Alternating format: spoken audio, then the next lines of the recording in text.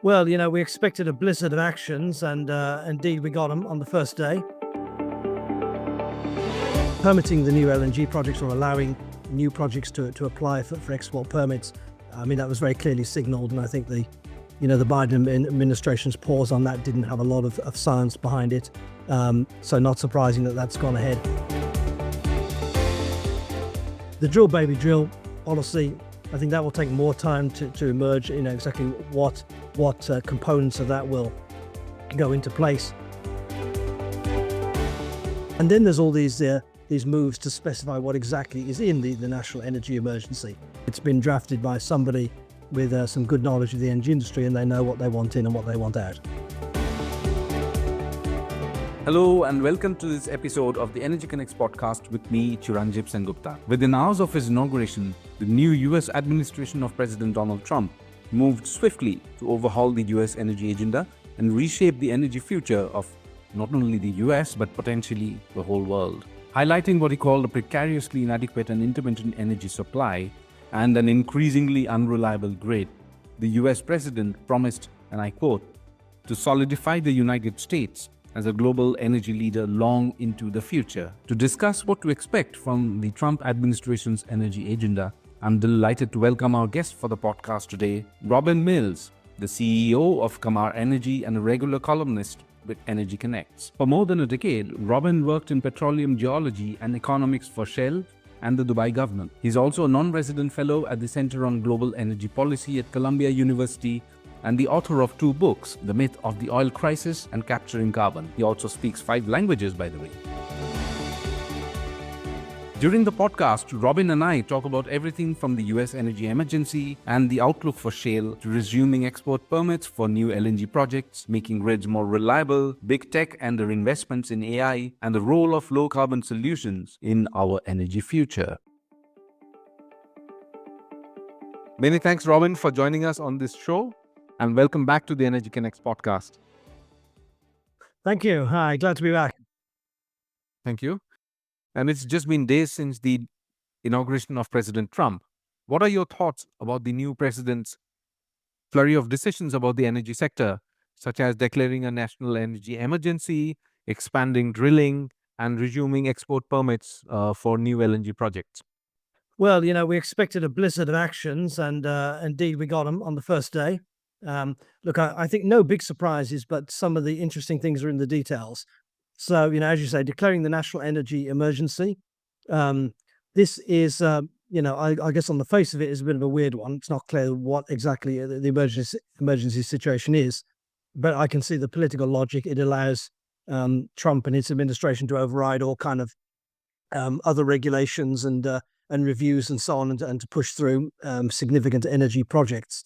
So that's, I think, the logic, more than that there actually is some emergency, which is not quite clear what that would be.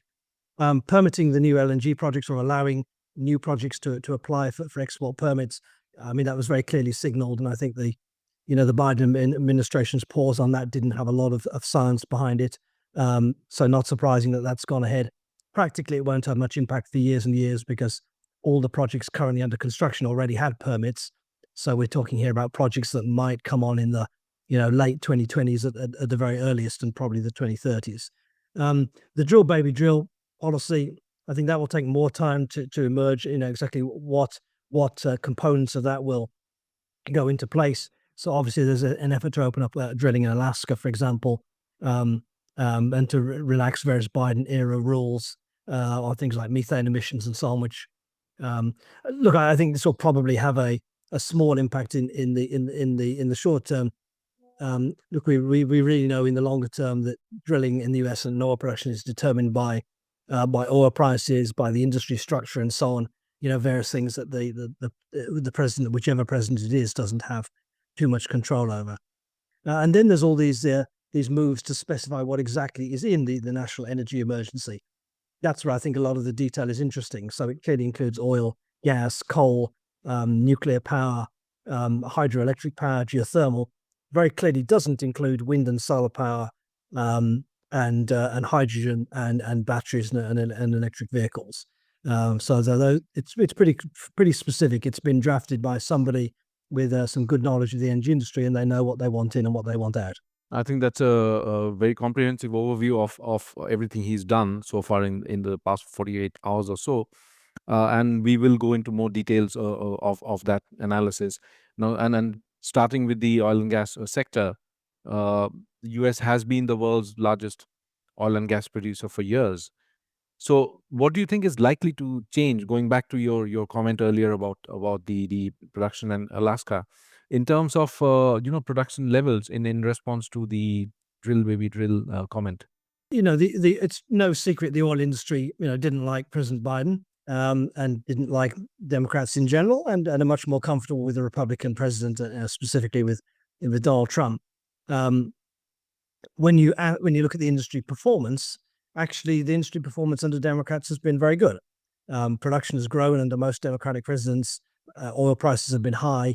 Now, this is not particularly to do with anything Democratic presidents did or didn't do. Perhaps it's chance, but it does show that actually Democratic presidents are not bad for the industry, and Republican presidents are not good for the industry.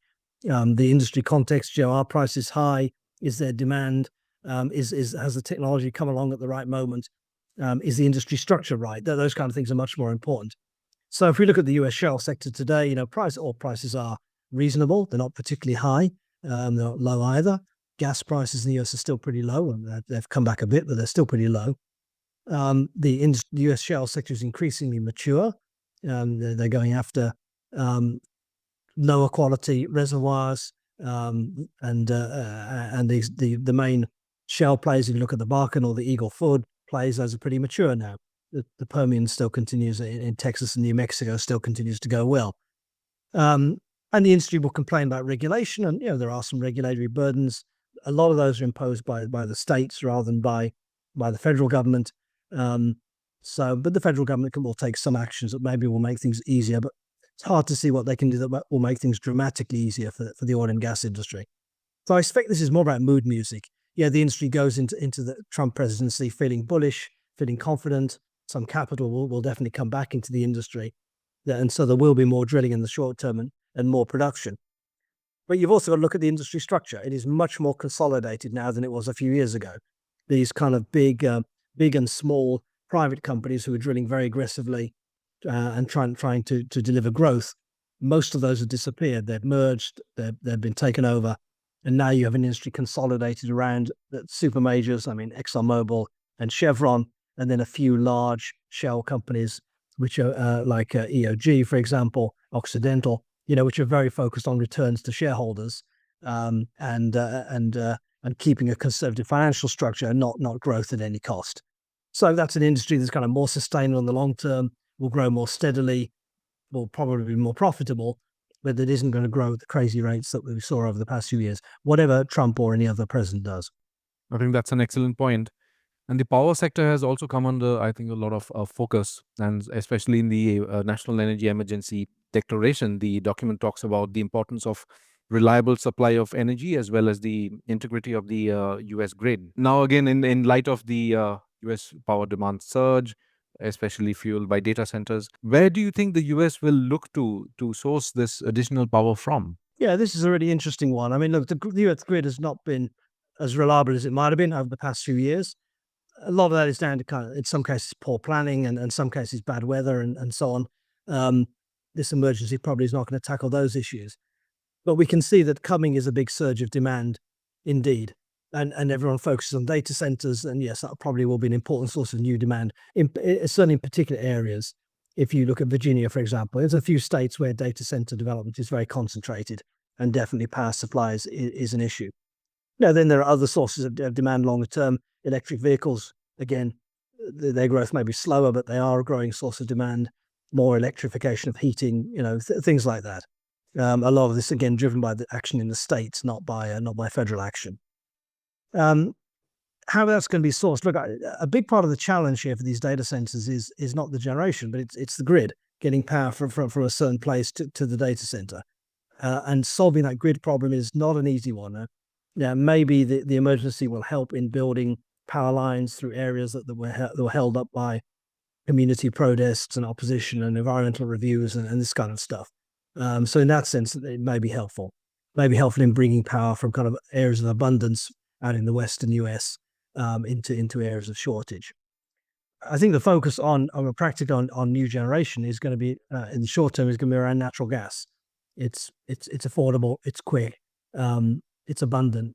So they'll be and politically very much in line with the Trump administration. So I think that that'll be the short term. Longer term, there is obviously an effort to get more nuclear power on the grid, and that takes time.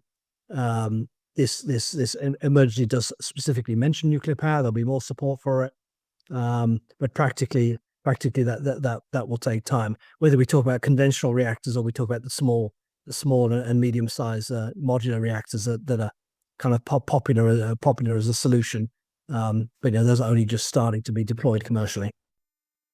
Right now, the second Trump administration would clearly like to unleash energy as it promised, but perhaps so long as it's not wind and solar, and it's also halted the funding for EV infrastructure.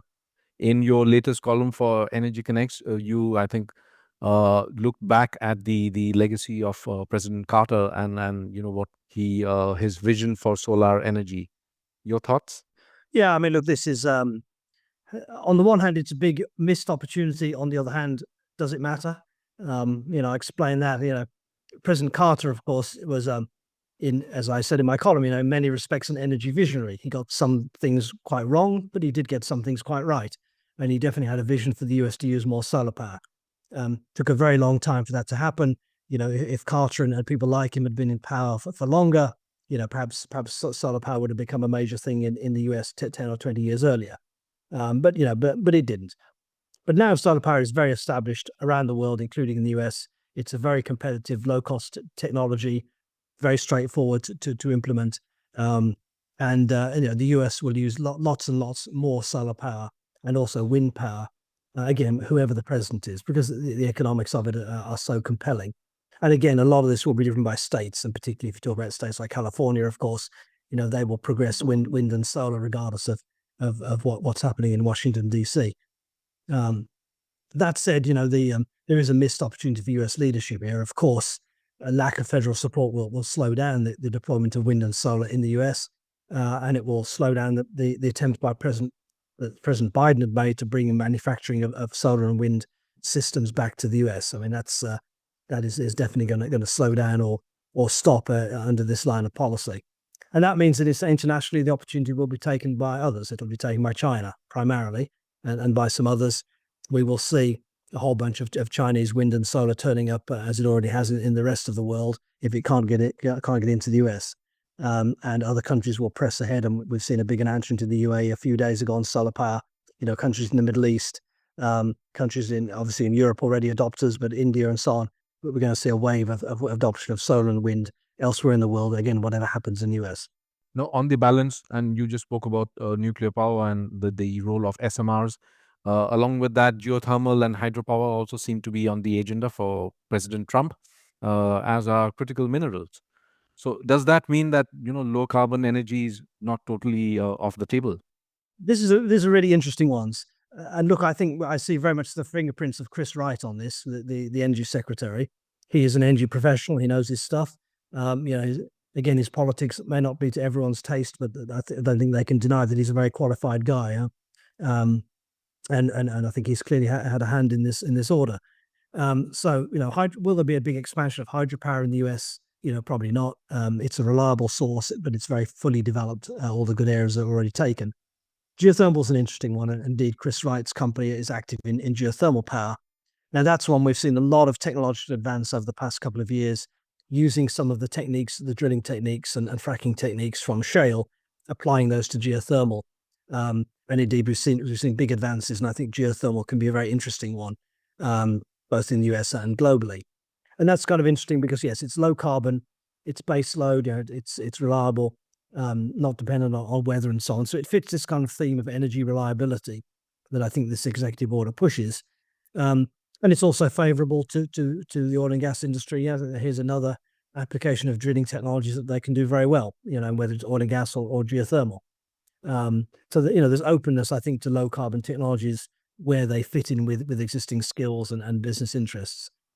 And then the critical minerals, this is kind of a weird one because, if you're not doing a lot of wind and solar and batteries, what do you need the critical minerals for? They but the US, again, I think the mining industry there would like to do a lot more and feels it's been held up. There are some very interesting copper projects in Michigan state, for example, in Alaska as well. These have been held up for many years by environmental opposition and legal reviews and so on. So I think the US mining industry would like to do a lot more. Again, feels it could do more if it wasn't held back by regulations and approvals and so on. Now, doesn't mean the US is going to use those critical minerals domestically if they're not doing solar and battery manufacturing. Maybe not. Maybe this is just going to end up being exported to others. Now, do you think a renewed focus on AI and technology backed by big tech, and we also, big tech was there in force at the inauguration, will that spur more innovation in energy, not just in the US, but also across the world? Yeah, this is a really interesting question, I think, of what applications are we seeing of AI in the energy sector and how influential will they be? I mean, on the one hand, obviously, AI is driving energy demand, as we said, and will do so more and more. And that itself kind of spurs innovation as people try to meet that demand. But then, of course, how can we apply these AI technologies? I think we see it. We've seen a few specific applications that are interesting. We've seen the use of AI in mineral prospecting, for example, finding big copper deposits in Africa by scouring huge areas and accumulating data and using satellite imaging and so on. So that I think you can imagine in the minerals exploration and perhaps in oil and gas as well. We know applications obviously in designing renewable energy systems, optimizing solar farms, things like this. More and more automation in the oil and gas industry, so saving staffing, particularly in kind of remote locations or offshore, having normally uncrewed platforms that are pretty much autonomous. Optimizing refining petrochemical systems through use of big data analysis. These are all kind of promising areas. And then there are kind of the breakthrough technologies, and nuclear fusion is one obvious one. And I think a big step forward in the nuclear fusion over the past few years has just been the computing power is so much greater than it ever was, and we're able to simulate these very complex nuclear fusion processes that couldn't be done a few years ago. And indeed, maybe we'll see AI assisted designs of nuclear fusion systems that eventually come out and are commercially usable. Or maybe something entirely unexpected. A lot of work in synthetic organisms, synthetic life, biochemistry, and so on. Maybe there's an energy breakthrough on that using bacteria, algae, and so on in energy systems. Maybe something we're not thinking of today that AI delivers the breakthrough. And finally, Robin, what are your expectations from the new administration, and how do you see its policies impacting the global energy landscape, and especially, I would say, the renewables supply chain? Yeah, a few angles there. Look, I think the baby drill side we talked about, I don't think that has a major impact on US oil and gas production, bump it up a little bit. But the renewable supply chain, I mean, if there's less manufacturing in the US and there's tariffs on Chinese imports and so on, that means more Chinese exports to the rest of the world. That'll mean the rest of the world is going to enjoy lower cost wind and solar power and lower cost batteries. And I think that'll be very supportive of deploying renewable energy. Of course, some countries in Europe, for example, will say we need to manufacture this stuff ourselves. We can't only depend on China. There's an interesting kind of trade policy, industrial policy problem there for Europe, as the US has already encountered. So I think that's a major one that will obviously have kind of geopolitical impacts as well, in terms of overall trade policy and relations with China. And then the one area we didn't talk about much is kind of the political side and particularly relations with Russia and Iran. Again, I think the Trump administration has come out being pretty hostile and wanting to put pressure back on Iran. That means Iranian oil, probably some Iranian oil coming off the market. And this again ties into China as well as being basically Iran's only customer. So there's a whole issue of how do you balance, as the US, how do you balance these different relationships, these different points where you're trying to apply pressure to a whole range of countries. And then Russia is a tricky one. I think, look, President Biden on his last few days imposed a lot more sanctions on Russia, and some pretty severe ones on the Russian oil industry. And a big question, will Trump go through with those? Will he fully enforce them? Or will there be some attempt to reach a deal with Vladimir Putin and ease this? If that deal falls through and there's tighter sanctions on Russia and Iran, there could obviously be substantial oil off the market and higher prices. And definitely then that has impacts elsewhere. Robin, it's been such a pleasure talking to you. Thank you so much for your insights, and thank you for your time on the Energy Connects podcast. Thank you. Pleasure to be here. Thanks for joining, and we hope you enjoyed this episode. You can get more episodes like this and a comprehensive coverage of the energy sector at energyconnects.com. Don't forget to follow us on social media. I'll be back with more guests from across the energy sector in the next episode of the Energy Connects podcast. Until then, goodbye.